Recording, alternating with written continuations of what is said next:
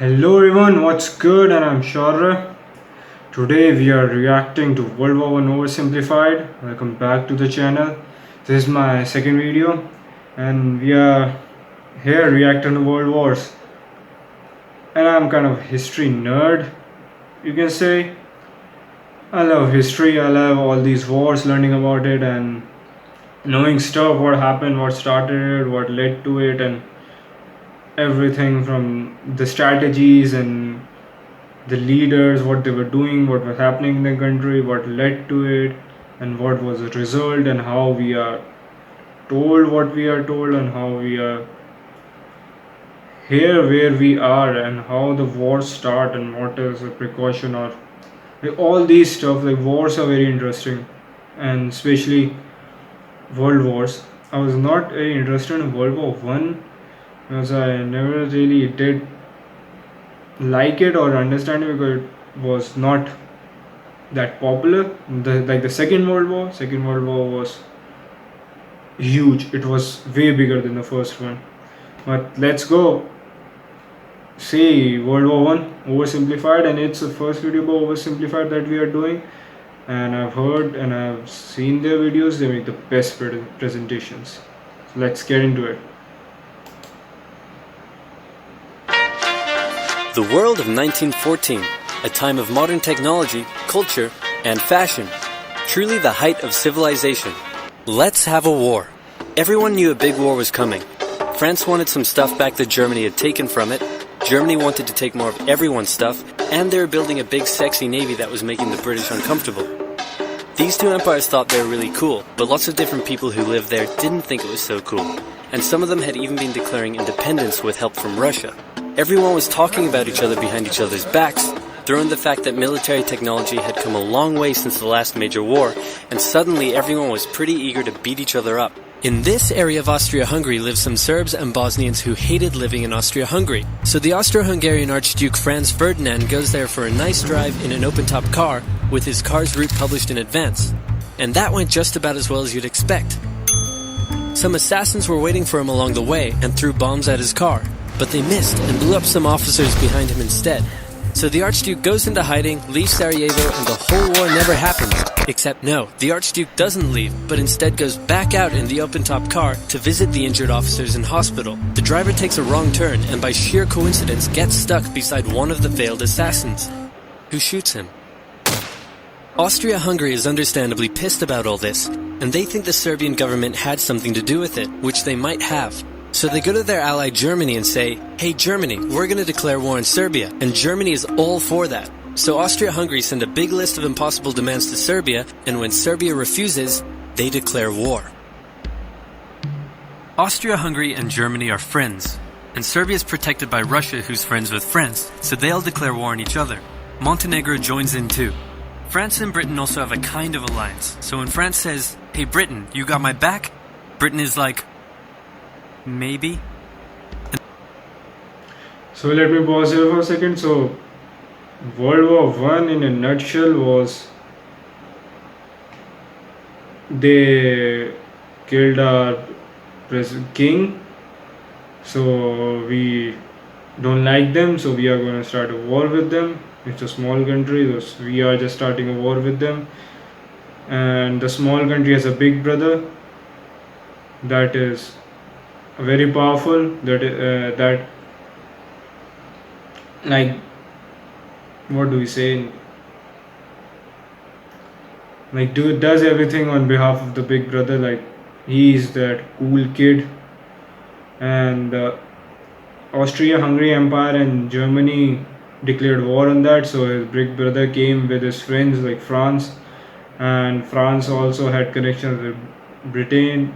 So that's what happened in World War I, maybe. Like that's how it started.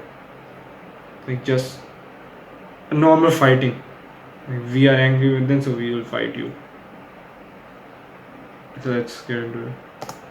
And then they decide to stay out of it, which is great for Germany, because Germany has a plan. They know that Russia is so big and clumsy that it will take them a while to get ready for war. So with this guy in charge, Germany will send all its troops into France at lightning speed while Russia's getting ready, Defeat France, then move all the troops to Russia and defeat Russia, and then we all speak German and eat Pfefferpottast every day. Just one problem. France has loads of forts and defenses along its German border, and Germany can't waste any time fighting them, so Germany decides to go around them. Through Belgium. Belgium is neutral, but Germany wants to march 750,000 troops through it to get around France's defenses. They're hoping Belgium will just kind of sit down and shut up, but they don't. They fight back. And they're pretty good too, so they slow the Germans down. What's worse is that Britain shows up, and they're pretty pissed that Germany's invading neutral countries. So now Britain declares war on Germany. So Germany push on through Belgium and commit some atrocities along the way. They also wear spikes and sometimes skulls on the uniform. So if you're trying to not look like the bad guys, good job. The Allies have a propaganda extravaganza, and this starts having an influence around the world, notably in America. The US President Woodrow Wilson sees himself as a bit of a Jesus figure, and spends most of the war trying to get everyone to just hug it out. But there's also a large population of ethnic Germans living in the United States, and when the war first broke out, they were like, yay Germany! But now that they're committing atrocities in Belgium, they're less enthusiastic. Let's play Spot the French Soldier. Did you see him? Easy, right? He's wearing a bright blue uniform with red trousers. And do you know who else spotted him easily too? The Germans. So when the French were slowly marching in columns through the countryside, the Germans easily tore them to shreds with their giant guns. All the nations involved in this war went in with an old-school war mentality, and all of them had to update their uniforms and tactics a lot during the Great War. So France did not stop their fashion in wars too. But they were these blue top and blue jackets and red trousers made by Louis Vuitton or something. They were doing fashion in an army. The whole economy is based on fashion. How you look. It's a big thing in French culture. You cannot go outside looking like this in shorts and t-shirts and casual, slippers. You do it a lot, but it's not considered. It's not respectable. You are not respecting the other person if you're not wearing good clothes in France. And they took it to a huge level, like their army. Bright blue jackets and red trousers, like we are going to fight a war. We hide behind trees and shoot everyone. The tree is harder to see in a forest than you are. Stand. Because this war was going to be like nothing anyone had ever seen before. Russia's ready for war, and way earlier than expected. Hey Austria-Hungary, can you get on top of that? Oh yeah, sure, we've got this. Nope. So Germany has to send some troops back to the east to defend against the Russians. The chief of staff of the Austro-Hungarian army is this guy, and although he is handsome, he turns out not to be the best military strategist. Austria-Hungary constantly ignores Germany's advice, and then comes running back to Germany whenever they get in trouble. Austria-Hungary even gets its ass kicked by tiny Serbia, who repels all their invasion attempts at the start of the war. It's better news for Germany in the north, though, where they almost completely wipe out the Russian Second Army. Back on the Western Front, the Germans continue advancing and are in sight of Paris. At this point, anyone would be forgiven for thinking the Germans were going to get that quick victory after all. But then things start to go wrong. The French commander-in-chief knew something had to be done, and he ordered his armies to stop retreating. In the resulting battle, a gap opened up in the German lines. If a gap opens up, the enemy can use it to flank you from the side and behind, so the German armies have to retreat. The Allies launch a counterattack, so the Germans dig into defensive positions. The Allies do the same. Then both sides move north, trying to outflank each other along the way. When they reach the sea, they're in a stalemate with trench systems running the whole way from the coast to Switzerland, the beginning of trench warfare on the Western Front. Here's how trench warfare works. Two opposing lines of trenches with no man's land in between. One side would pummel the other with hundreds of thousands of artillery shells, sometimes for days at a time. This had a huge psychological effect on the soldiers, leaving many shell-shocked. Then, the attacking troops would leave their trenches and rush across no man's land, a muddy wet mass of shell craters and barbed wire. The defending trench would unleash machine gun fire on the attackers, inflicting thousands of casualties. The attackers would send wave after wave until either they gave up or the opposing trench was finally overrun. There would be months of fighting and the deaths of thousands in order to gain a few meters or kilometers of land. Living in the trenches was hard work too. Corpses, mud that could swallow you whole, pools of poisonous water, rats, disease, The smell, it's insane that millions of soldiers put up with these conditions and commanders ordered them to do so for years.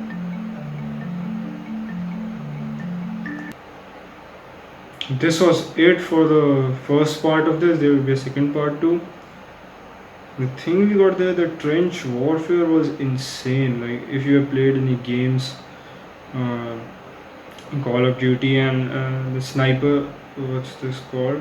Sniper game. I cannot remember the name. You can see the trenches. You can still see the trenches now. You can Google it and see the trenches.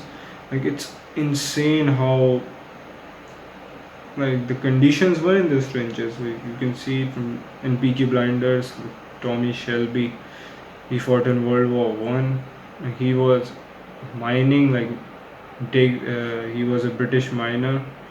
Like he fought in trench warfare. Nobody came back the same because it's like you are just living in a war zone. You're constantly living and fighting. It was an area like your room. It was that wide, and a lot of people were living and dying there. There was no shelter, no nothing. It was worse than slavery and anything. Like, how the food was hard to get. Anything was hard to get because it was just all fighting and nobody cared about human rights back then. No rights or no human living index, something like that. There was no nothing like that. So it was just an insane time. World War One was more like dirty, you can say, more raw and dirty because people they were still doing hand combat. Not they were not using tanks a lot and not jets, and air force was not that advanced at that time, and warships they were more on land fighting on land. It was more, and World War Two was more tanks and technology. World War One was super advanced for that time, but it was still like people were fighting in front of them like with guns and on the land like man. That's why it was more dangerous. You wouldn't want to be in World War One, but World War One would make a great Call of Duty game. Is there a World War One game? World War One had more face-to-face fight-offs.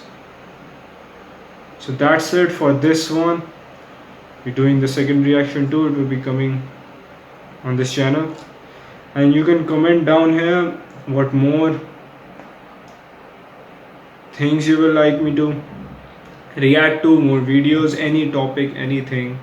I can react to cars or history stuff or science stuff or space stuff, like sports, anything, like funny jokes or stand-ups, conspiracy theories. Yes, that would be good. Anything. Just comment down here, and if you love the video, like and subscribe. I'm sure. Bye. Have a good day.